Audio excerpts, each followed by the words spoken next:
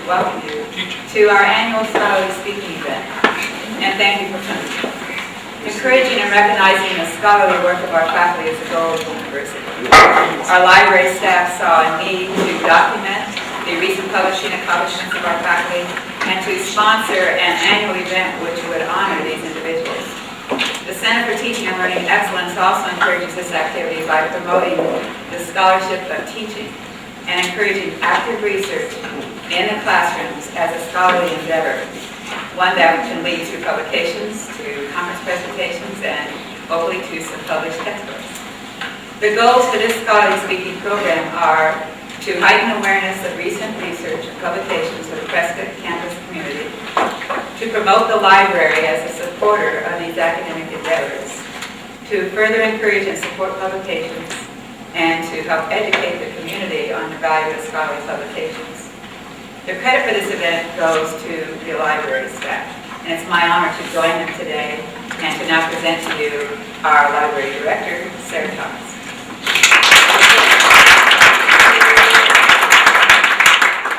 Thank you so much for coming to the second annual Scholarly Speaking Program to recognize and celebrate publications of the Prescott campus community. First of all, I'd like to thank the committee members, Mike Burns, Suzanne DeLong,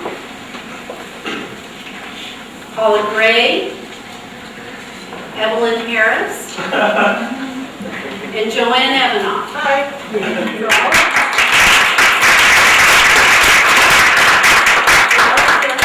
In producing this program. I would like to thank Mr. John Jenkins and Dr. Shay Jaggard for their continuous collegial support of library programs. A big thank you is extended to all of you who contribute to the content of the bibliography. We believe that it is important for the librarians and faculty to work together to recognize the scholarship that occurs on campus. We have produced a bibliography with 33 authors this year, gathered your publications, and we've displayed them. After the program, we will add your publications to the library special collections. In your program, you have a very professional bibliography prepared by Suzanne DeLong, Paula Gray, and Joanne Evanoff. The citations were included for the year 2005 only from those authors who provided them. This is not a complete list. There may be other authors who are not listed. Right now, I'm excited to present those authors who have works published or papers presented in the year 2005. When I call your name, please come up to the front to celebrate your publications with a symbol of acknowledgement from the library. Please hold your applause until the end. Valerie Adams, Eisenhower's fine group of fellows crafting national security policy to update the Grady question, Instructor's Manual and Test Bank for Giving Liberty and American History. Philip Onsmita, Space Pollution. Jamatha Beatty. Somebody's here.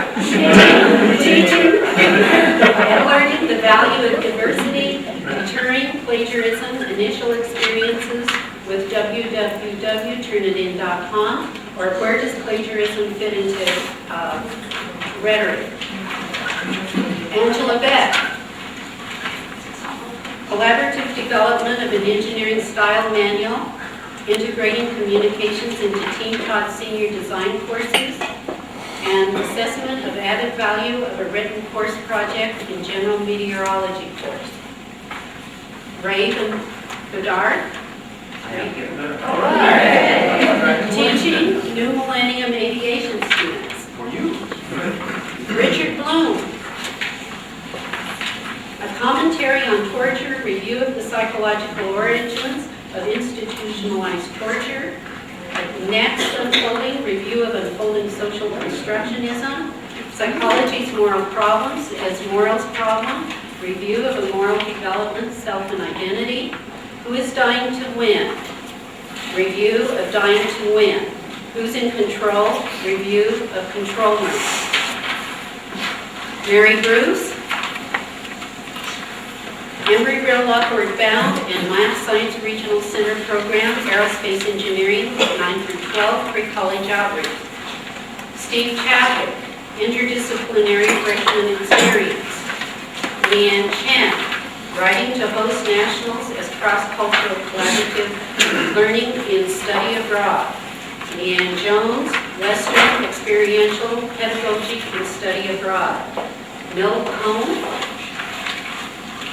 Interdisciplinary Freshman Experience. Suzanne Long, The Supremacy of the Book, Advantages of the Book as a Learning Tool. Nick Devereaux, HA Imaging of Early Type SAB Spiral Galaxies. 2. Global Properties. Andy Ferrer, Advocacy for International Education on Campus, Creating and Implementing Innovative Internationalization Strategies for Your Campus. Ignorance is not bliss, Basic Immigration for Non-Foreign Student Advisors. Into the Fire, Strategies for Surviving as a New International Educator, Moving toward Internationalization, Breaking Down Barriers between Academics and Student Affairs, Strategies for Advocating for International Education on Your Campus. Max Vogelman, Safety Management System, Refinery Firefighters, Assessing Fitness for Duty, the relationship between outdoor thermal conditions and acute injury in an aluminum smelter, an investigation of the effectiveness of police cruiser doors as protection from handgun attack. Tom Galley, BTEC class, Interdisciplinary Freshman Experience. Eileen Broom, Travel Literature, a Genre for Reluctant Readers. Shigeo Hayashibara, Aircraft Preliminary Design, Design Notebook, Computational Fluid Dynamics, Fluid Mechanics, Embry-Riddle Upward Bound and Math Science Regional Center Program, Aerospace Engineering, 9 through 12, Pre-College Outreach. James Helpling, Interdisciplinary Freshman Experience, Collaborative Development of an Engineering Style Manual, Integrating Communications into team-taught senior design courses. Murray Henner, The Call for New International Protocol Relating to Aviation Security in Light of Recent Technological and Global Developments Subsequent to 9/11, the Educational Repercussions of Revisionist Theory in Academia, are educators sanctioning racial and ethnic discrimination, why definitions of racial discrimination under U.S. domestic law are woefully inadequate. Linda Hoover, Embry-Riddle Upward Bound and Math Science Regional Center Program, Aerospace Engineering, 9 through 12, Pre-College Outreach. Curtis James, Modification of Precipitation by Coastal Orography in Storms Crossing Northern California. Mercedes Monsaura, José Martí y los Escritores Cubanos.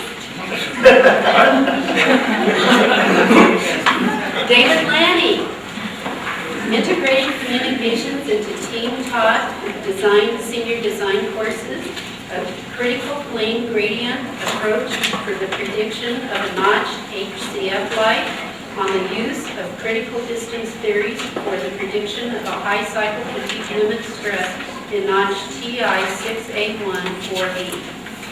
Weakest link failure models applied to high cycle fatigue failure at stress concentrations, the effect of notch geometry on critical distance high cycle fatigue predictions. Ron Madler, Integrating Communications into Team-Taught Senior Design Courses. Patrick McElwain, Collaborative Development of an Engineering Style Manual, Integrating Communications into Team-Taught Senior Design Courses, and Assessment of the Added Value of a Written Course Project in a General Meteorology course. Nika Nordbrock, Teaching and Learning to Value Diversity, 18 ACPG Gathering, 18th Annual Arizona Cowboy Poets Gathering Program, Diversity in the Classroom, Hawaiian Cowboy Poetry Melee, Courses with Known Courses, Photos from Prescott, Poetry in the Schools program, Deterring Plagiarism, Initial Experiences with www.turnitin.com, or Where Does Plagiarism Fit into Rhetoric? Eileen Parker, she just came in. Calamity Jane's Cousin and Other Poems, Ella Claw, Many Worlds, Warrior, Karma Lessons, Ethical Implications for Teaching Religious Diversity in the 21st Century. Ken Parsons, an assessment of the added value of written course project in a general meteorology course, a weather degree program for the New Millennium Phase 2. Brian Peacock, Remember Hawthorne, Unwanted Energy, Vibration, Do Not Use While Sleeping. Randy Reynolds, Application of Low-Speed Wind Tunnels and Teaching Basic Aerodynamics.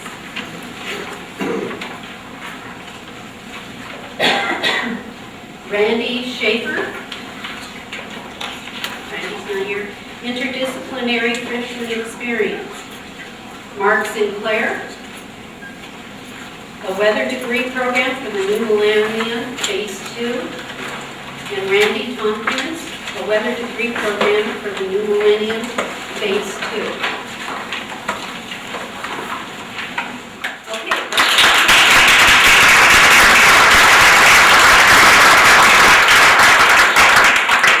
Thank you very much for your accomplishments and for coming today. Now I'd like to introduce our guest speaker. Last year, Julia Blixrud from the Scholarly Publishing and Academic Resource Coalition spoke to us about open sourcing initiatives. This year, our guest speaker is Beth Lucy, who's taken time out of her busy schedule to be with us today. She is the Director of Scholarly Publishing Program at Arizona State University.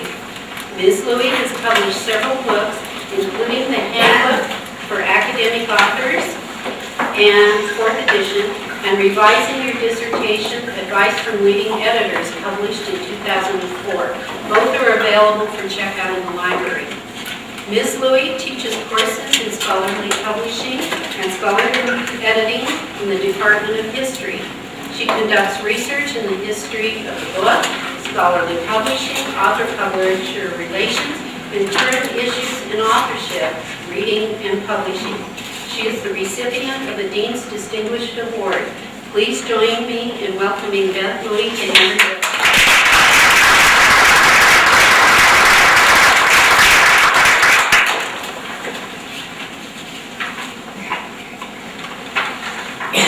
High-tech room, and I'm a very low-tech person.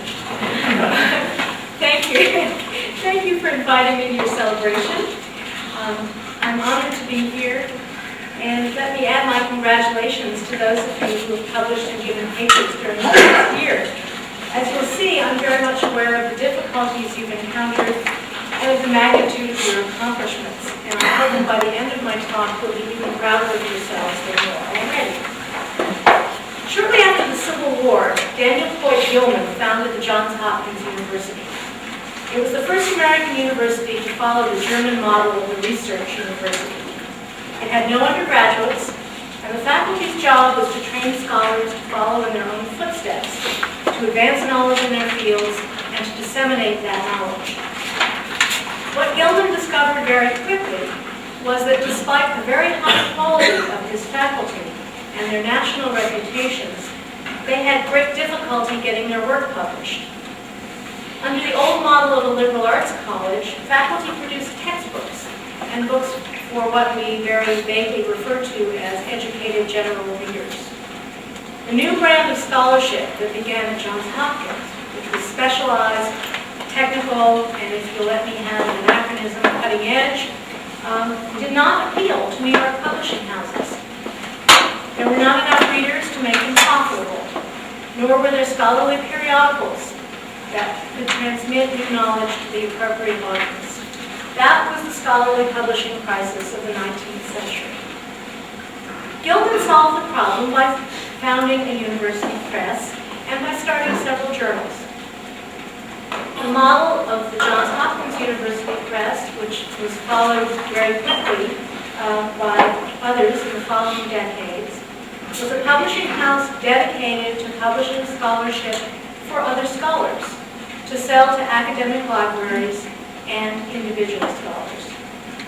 Those presses, with only a half dozen exceptions, were heavily subsidized by their universities. It was generally understood that scholarly books and journals, unlike textbooks and trade books, could not be published profitably. 150 years later, we're facing the scholarly publishing crisis of the 21st century. Now it's the university presses and the for-profit scholarly houses who are finding that they cannot break even, much less make a profit, by publishing specialized scholarship. They are looking for books that will appeal to general readers, or they're seeking subventions from authors. How did that happen? What happened to the market? And what can researchers and their institutions do about it? I can explain very quickly how it happened, and I am going to do it quickly because it's kind of depressing.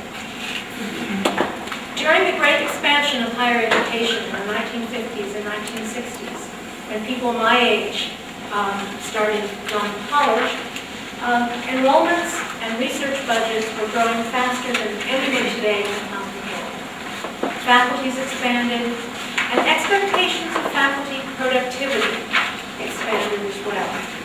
More faculty members were doing more research, and they were expected to publish more books and articles than previous generations of scholars. University presses and for-profit publishers grew in numbers and in the number of books and journals that they published. The number of scientific journals doubled, tripled, quadrupled, and kept growing. The size of each journal grew as well. Of course, publishing more books and journals works only if you can sell more books and journals. Fortunately, as universities grew, so did their libraries. In the 1960s, a university press could expect to sell at least 1,500 copies of a book, any book. Journals could expect even better sales, especially in the sciences and engineering, where there are non-university research institutes as potential customers. But then the 1970s arrived. Enrollments leveled off, faculty hiring slowed, and the general budget crunch hit both university presses and libraries.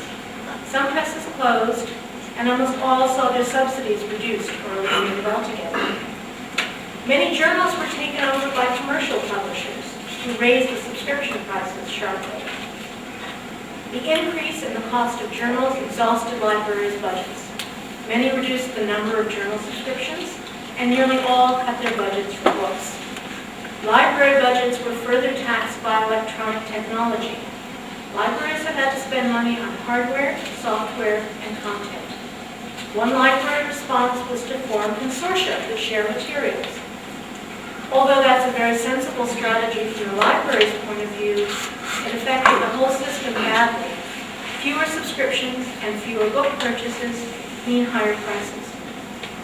The reliable library market for a university press book fell from 1,500 in the 1960s to 500 by 1980. Today, it's about 300. For authors, this means a number of things. First, it means you're unlikely to make any money from your scholarly publishing ventures. University presses rarely pay royalties nowadays, at least on specialized monographs, and many for-profit scholarly publishers routinely ask for subventions from their authors. Scholarly publishing was never a way to get rich, so that's not an enormous change. What's more important is that in some ways it's harder to get published. That in some ways is important, and we'll come back to it later on. But book publishers who could once justify publishing a book purely because of its scholarly value must now look at the bottom line and make sure that it will sell enough copies to justify their investment. Journal publishers need enough subscribers, but with those on board, they can continue to do business as usual. Many have developed business models that raise the eyebrows of the moral eyebrows, those of us in the field, by requiring libraries to subscribe to new or less popular journals in order to subscribe to the essential ones. They call this bundling, which has nothing to do with the colonial use of the word. Although it is strange because almost all of them have raised their prices. And as their costs have gone up more and more, journals have begun to demand higher and higher page charges. Beyond the economic crisis, there's something of an intellectual crisis in scholarly publishing. Faculty members, especially at research institutions like mine, are under immense pressure to publish, and expectations at some institutions are unrealistic.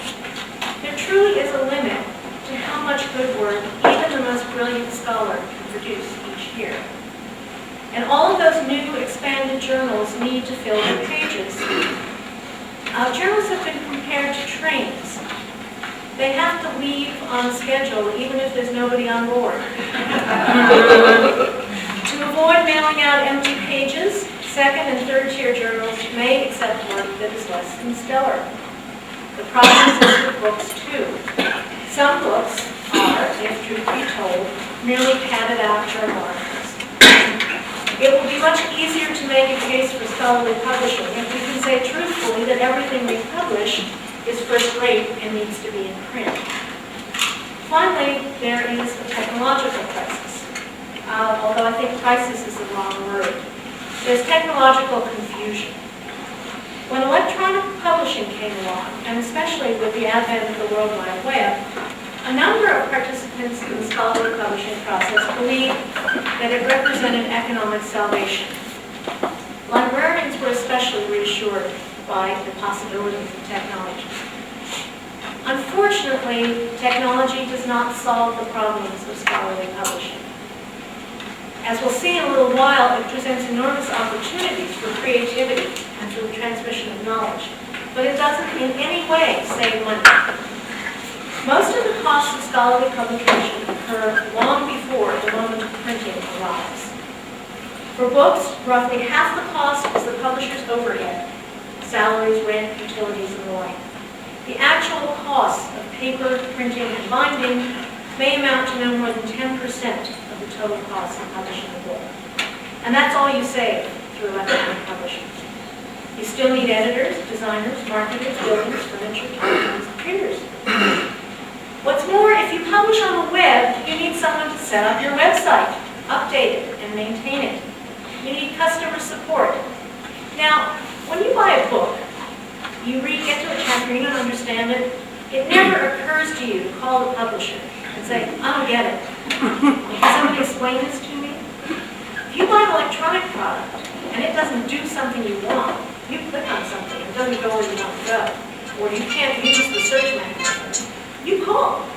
And there's got to be somebody at the other end of the line. That's a cost that publishers didn't anticipate, and it's one that they have found is much larger than they expected. And as I'm sure you know, the people who do that kind of technical work are paid much better than the people who set titles and write books. So we have economic problems, we have intellectual problems, and we don't have a quick technological fix. To understand how we as scholarly authors can deal with this situation, we have to get back to basics. Administrators need to do the same thing. Why do scholars want to publish? Why do deans and provosts want them to publish? What is the purpose of scholarly publishing?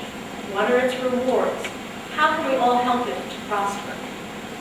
James Axtell, a professor of humanities at the College of William and Mary, wrote an article several years ago called 25 Reasons to Publish. I'm not going to list all of them, don't worry. But I'm going to talk about some of the most important, and I'm going to add some of my own. First, publication is not merely evidence of intellectual vitality. Expressing one's discoveries helps to maintain the kind of active mind that creates good teaching as well as new knowledge. On a purely practical level, in Axtell's words, published scholarship is the common currency of academic achievement. All of the benefits that flow to members of the professoriate, tenure, promotion, fellowships, merit increases, election to learned societies, and the like, are based on publication. The stick of publish or perish might be better expressed as a carrot, publish and flourish. Although I said earlier that publishing rarely makes one rich, there are some exceptions. Writing books for the general public can reap modest financial rewards, and writing successful textbooks can be extremely profitable. Years ago, I knew a philosophy professor who liked to sail, and he wanted his own boat. So he published an advanced logic test, and he got a little boat. Well, people have little boats tend to want larger boats. So he published an intermediate logic test, and he got a bigger boat. And to get his really, really big boat, he published an introductory logic test. He never got as far as a yacht. Logic only takes you so far. But, you know, if you're writing psychology textbooks, you might get a yacht. A continuing commitment to research and writing has more benefits as you reach my age. When I retire this spring, I will no longer enjoy the attention, inspiration, and occasional adoration of my students. But I can continue to write and publish until I am totally batty. And when we're no longer around to collect our meager royalties or hope for favorable reviews, our writings provide a sort of immortality. Institutions value publication for different reasons. Universities have an obligation to contribute to their communities and to the nation. New knowledge is important, not only for its own sake, but as an important contributor to the gross national product. But knowledge contributes economically only if it is made public. For a university, faculty publications and the discoveries those publications represent are a justification for public support. Institutions also recognize that publishing contributes to faculty members' teaching.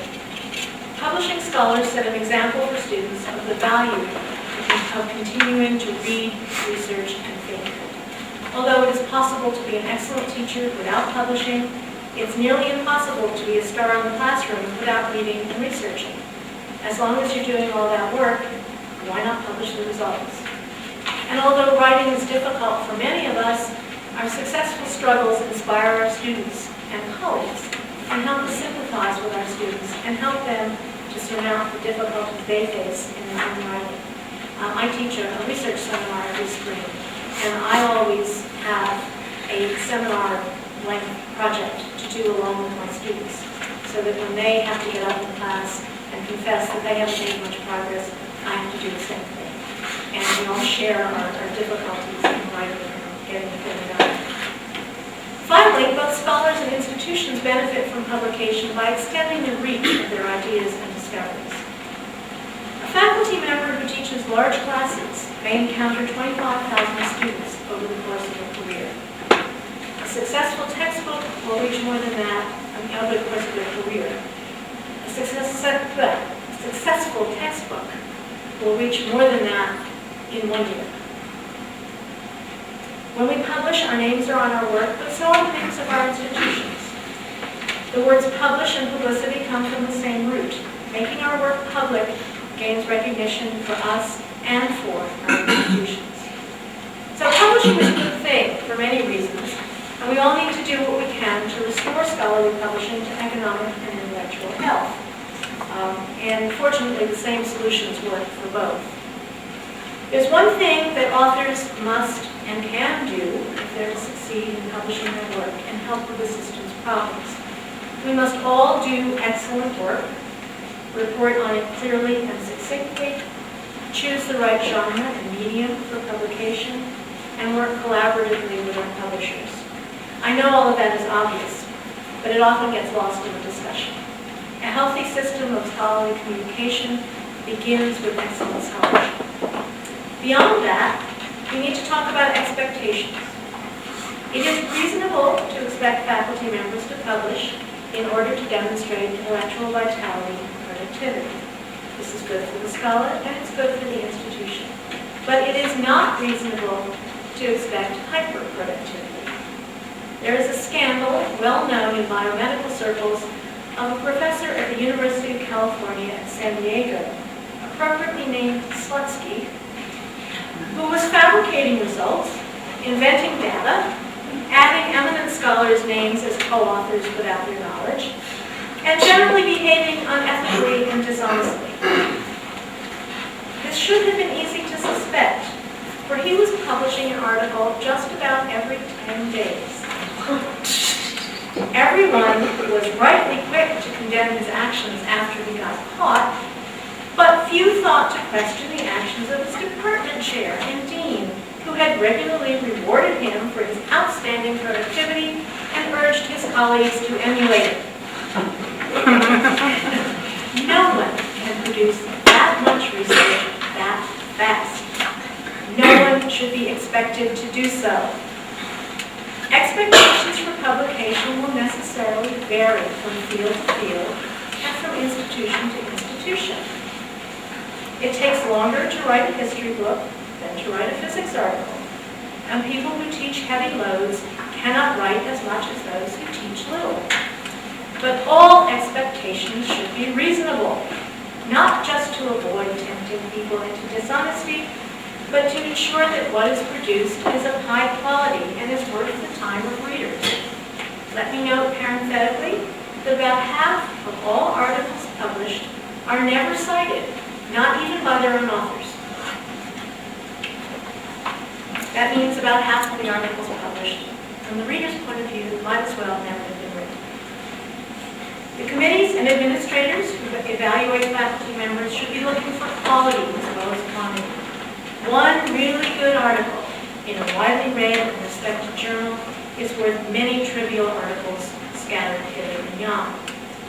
The important thing is that faculty members continue to be productive at a rate appropriate for the kind of work that they do and the competing pressures on their time. An excellent teacher who teaches many students and spends a great deal of time and energy on teaching should be expected to publish, but not as much as the person for whom research is the greater commitment. Moreover, and I think the work of today's honorees demonstrate this very well, presentations and articles about teaching should be valued alongside those that reflect non-pedagogical research.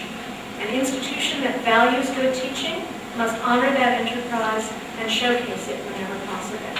Articles about new pedagogical methods are an important way to do that. This brings me to another point. Research universities like mine tend to give far less weight to conference presentations than to published work. Some conference presentations develop into publishable articles, but many do not.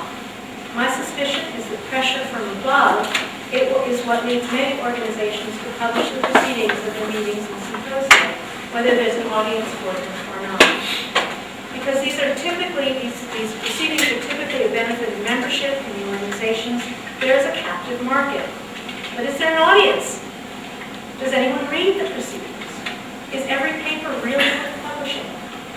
When I was a journal editor, I would go to conferences to scout for potential articles. Even at a very good meeting, when competition to give papers was fierce, I would estimate that no more than 10% of the papers that I heard were publishable. Some were work in progress, they just weren't ready yet. Some were small parts of a larger project, and the author preferred to wait until that larger project was done to publish. All of them would need work to go from the oral presentation form to the written form. My point is very simple. If universities value conference presentations, as you do, there would be no need to publish symposium volumes that languish on people's shelves or end up in recycling bins. Scholars could take the time to work on the successful presentations, those with real potential, to develop them into publishable work when they were ready. Again, the preference for quality over quantity would benefit the entire scholarly publishing enterprise. Here then are some things we can do about journals. If publishing expectations were based on quality and reasonable expectations of quantity, we would see a reduction in the number of journals. Is this a bad thing? Not if the journals that disappear are the bottom-tier journals that are rarely cited and seldom read, that exist only to help people publish articles that have no purpose beyond satisfying artificial publication quotas. Remember all those articles that are never cited. Another solution to the scholarly publishing crisis is, again, one that you all have embraced. At my own university, in fields where books are written, scholarly monographs are valued over all publications. One is required for tenure, another for promotion to full professor. Textbooks and trade books are the broad danger fields of scholarly publishing. To me, this is just plain silly. Monographs are important. They're the culmination of intensive research that is often of great value. But they are also often of very great value to very few people. Even the best scholarly monographs have sales in hundreds of copies. If universities want their faculty members to publish to demonstrate that they're intellectually active and likely to perform well in the classroom, and to get the university's name out in the world, textbooks and trade books do those jobs just as well as monographs. And in fact, for publicity, they're much better. Anyone who has written a textbook, and I know there are some of you in here, and any textbook editor or publisher will tell you that the job requires a number of qualities and accomplishments that any university should prize in its faculty. First, a textbook author has to be a good teacher, someone who knows how to get difficult and complex material across to students. Second, a textbook author must have a broad grasp of his or her subject, not the narrow focused understanding required to write a monograph, but a broad mastery of the entire field. Third, a textbook author must be completely up to date on that field. She or he must know not only the classic research and basic shared understandings of the discipline, but the newest research and current controversies. Fourth, a textbook author must be able to write well and easily. And finally, a textbook author must be able to work collaboratively with reviewers, editors, and illustrators. I noticed in the bibliography how many of you do collaborate with authors, and I don't know whether you know how unusual that is in the academy. Anyone who can write a textbook is a valuable member of the university faculty. But there's something more to add. Students and faculty members notice where a textbook author teaches. Faculty members will direct students to the author's institution, and they themselves will consider those institutions when they seek new positions. Undergraduates may decide to do graduate work at institutions where faculty members, textbook authors, are faculty members. When gold stars are being given out, as far as I'm concerned, textbook authors should get two. For all of those who teach practical, applied subjects, handbooks for practitioners are an excellent way to do something useful for our professions and to call attention to our institutions. The handbook that I wrote has sold 50 times as many copies as a monograph does. It is used in graduate classes. It has made me well known in the field. But more important, it has made my program known nationally, attracted students, and helped to put my department on the map. Those of you who write to help people practice their professions better are demonstrating the breadth and precision of your knowledge, and you're making an enormous contribution to the quality of work performed in the real world. Trade books, the ones written for the educated general reader, are also important. These books are extremely various. Some explain a fairly narrow but exciting area of research to non-experts. Others are addressed to policymakers advocating certain actions. Still others introduce a broad field to those outside it. But whatever they do, writing them requires understanding, intellectual discipline, and great writing skill. Many people believe mistakenly that only fields that are intuitively easy to grasp, such as history, can be popularized easily. In fact, many popular science books do very well in the marketplace. One of the most successful authors of popular nonfiction is an engineer, Henry Petrosky, who has written a whole book about pencils. Wonderful. One of my personal favorites is Why Buildings Fall Down, a sequel to Why Buildings Stay Up. The author of both is Mario Salvadori, another engineer. He first wrote Why Buildings Stay Up, and he gave it to his mother. And Mrs. Salvadori said, "Very nice, dear, but why didn't you write one about why they fall down?" So he did. These books represent formidable intellectual achievement and writing talent, and they bring attention to the author and the institution. Unlike monographs and textbooks, they catch the attention of people who do not even read them, because they're reviewed in the popular press, and people learn about the books and their content and their authors, even if they don't have quite enough interest to go to the bookstore or the library and get them. So in addition to honoring quality over quantity, we need to honor quality without regard to genre. Monographs, trade books, and textbooks are all essential means of scholarly communication, and those who write them should be rewarded for doing so. Nor should we assume that longer is better. In some fields, book publication is rare. Scholars in the sciences generally communicate with one another in journals. But even in the humanities and social sciences, where people do write books, journal articles are important.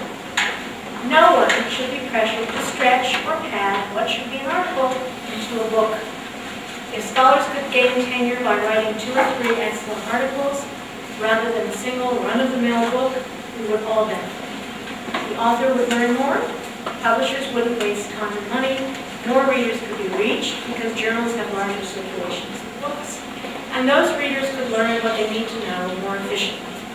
Less paper and ink would be expended, and libraries would spend less on cataloging and shelving. Other short forms of publication are also valuable. An encyclopedia article often requires its author to catch up on current research, refocus his or her way of thinking about a topic, and generate new ideas. An introduction to a scholarly edition can become a seminal essay about the author's work. If we look at the appropriateness of the genre in which people publish, we will also encourage the best sort of scholarly communication. Faculty and administrators must also make an effort to understand, evaluate, and utilize new media.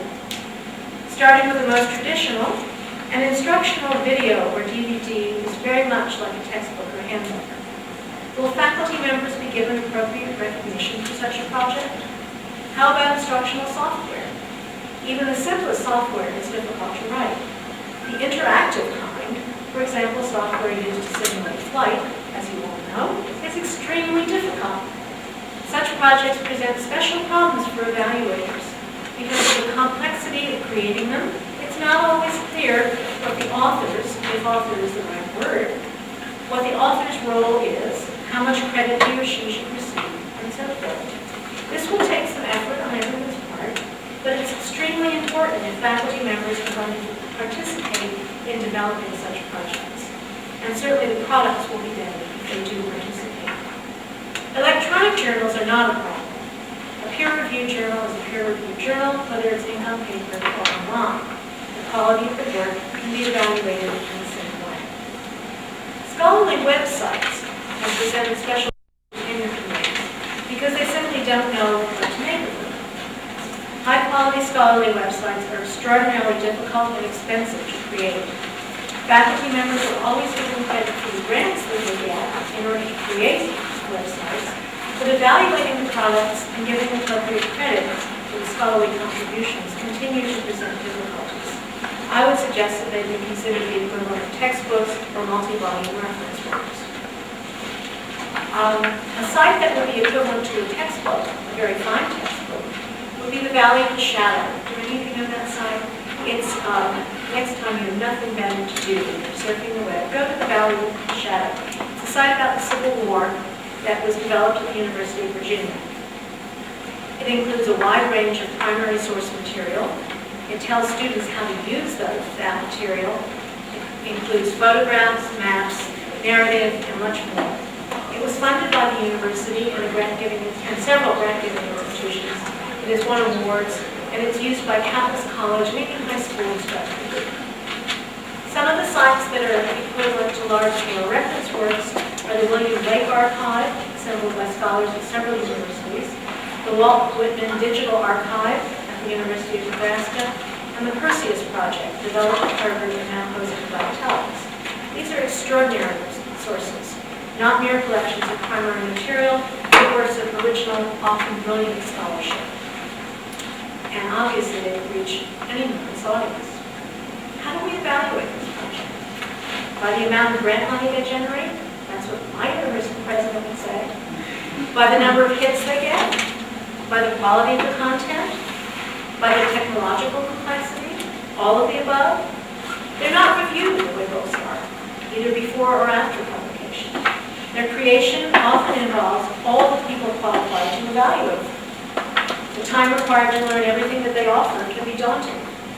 When I ask my students to review one such site, a very limited review with just 10 questions to be answered, and I tell them to plan on spending 10 hours to do it. But these sites are so important to scholarship and such an obvious asset to the institution that houses them in terms of visibility that all of these problems are worth resolving. So we can all help solve the problems of scholarly communication by valuing quality over quantity, creating realistic expectations, and valuing the various media of communication as each deserves. Institutions can also help resolve the problems of scholarly publishing by making financial contributions. These come in two forms. The first, which I mentioned briefly earlier, is the subvention. Scholarly publishers, both for-profit and non-profit, are increasingly requiring subventions from authors, or at least requested. They don't always require. These subventions are generally under $5,000, and they're meant to cover the cost of publication that will not be met by sales. For the publisher, the alternative is not to publish the book or to charge a much higher price. The practice of subvention was long frowned upon because it was interpreted as vanity publishing.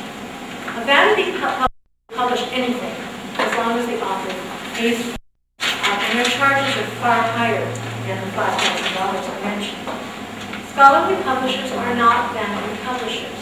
They will not publish work that doesn't survive peer review, no matter what the author pays. Although the subventions are not large sums, in most cases, the institution pays them rather than the author. This is especially appropriate for the many universities that do not themselves have university presses. The scholarly publishing system is vital to institutions of higher those that do not. It's far less expensive to pay attention to the press. Even publishers who don't normally ask for subventions may do something particularly expensive, especially if and helpful institutions. That is all. These include proofreading, index, and communication. Page charges. Charge submission fees. Bureaucracies allow universities with hiring libraries, help with proofreading, identify freelance editors, illustrators, indexers, and so forth. Sheer review will also help the author identify the appropriate publisher, write a prospectus, and respond to peer review reports. These programs do tell you how effective they are. However, research institutions such as the Mayo Clinic and the Los Alamos National Laboratory have employed staff editors for several decades, and their researchers rely on them for editorial help with textbooks, articles, and other publications. There are also some very inexpensive or even free ways to help faculty publishing. They can meet, critique one another's work, share problems and experiences, and encourage writing can be a great help. All that's needed is a place to meet and a hot topic. And members is both appropriate but they did not put me up to, and they had no idea to mention it. But it's really, it's something that no single institution can do on its own. The whole into the amount depending on the size of the institution. There would be no monograph. Not to turn anything into things, and I can tell you no doubt that every publisher would prefer to sell more books than to subventions. Well, where would the money come from? Some people have suggested that it could easily be found at institutions if indirect costs awarded with federal grants were allocated appropriately. It could also come from eliminating subscriptions to journals that are not read at all or not very frequently. Interlibrary loan can fill in gaps. Open source publishing may also help, though the jury is still out on that. If faculty members and librarians work together, savings and reallocation of funds should not be that difficult. Well, I've delivered my sermon, although I suspect I've been preaching to the choir. You're all aware of the personal benefits of active research and publishing, and your university recognizes the value of your work. I will just add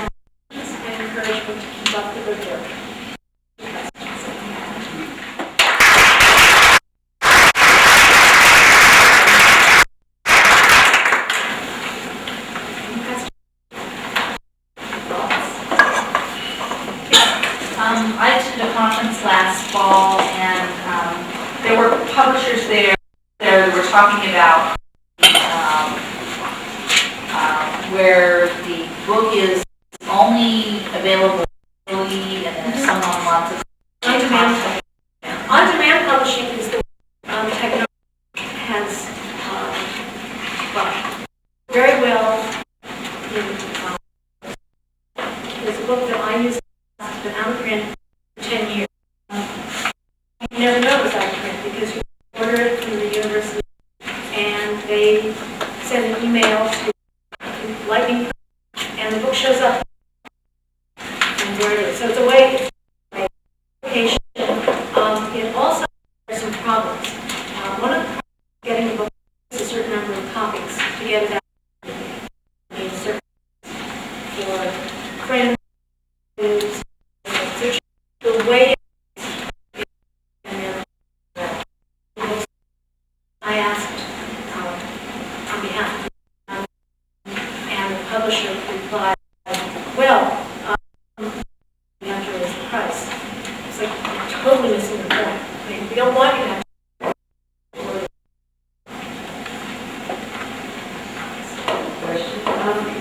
If families in the room who are facing or hunger and struggle.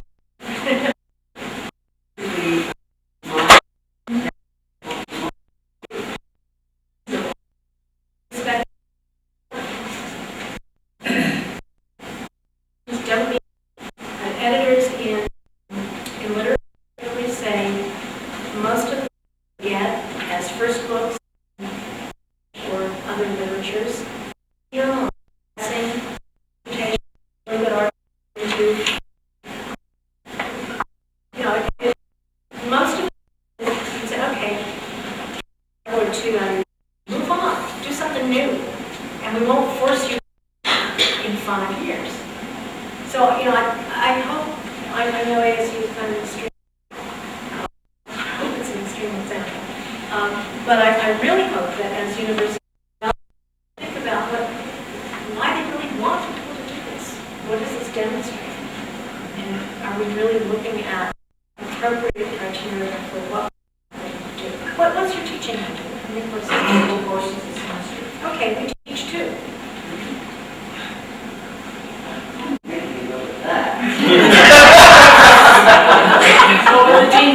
Yeah, Richard Owen left.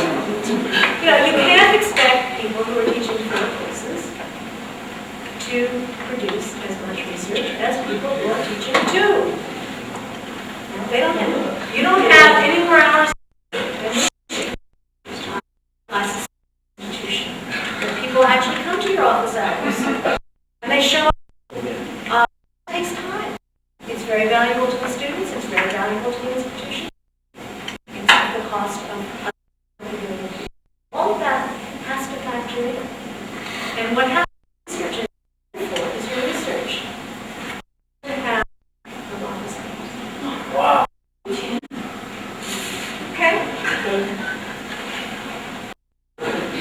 And some of our faculty do too much. They think they should be the appointment. Since we're talking about the workload and the tenure, where does grants fit into that? Okay.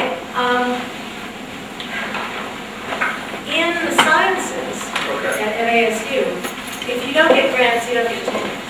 Okay. And the way we finance some of our new buildings, if you have an office, because you have to pay rent. You know to laugh.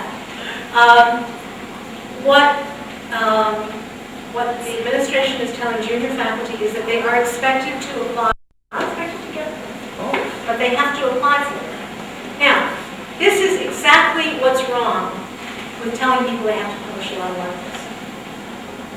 We tell people, you have to apply for grants, we don't care whether you get them. So you just find a list of things you can apply for, even if they're totally inappropriate, you have to prepare getting them. You waste your time writing proposals, you waste the time of the reviewers, you don't get the money, and you could have been spending their time on teaching, on actually doing some research. But no, it's again, this quantity over quality mentality. The general reward for getting grants is a reduction in your teaching level. We have faculty members who haven't taught in years. Put them in front of a classroom, they probably panic. It's a way of buying your way out of the classroom. The whole value of having active researchers, because they're an inspiration to students, is gone because students never see them. So again, I think you have to have a balance. You have to think about why you want faculty to get grants. I know the answer at ASU is because we get 60%. You know, you bring in $1 million grant, the university gets $600,000 to use as it pleases. I understand that, but how many of those do we really need? And how many of those take people out? Rather than the classroom.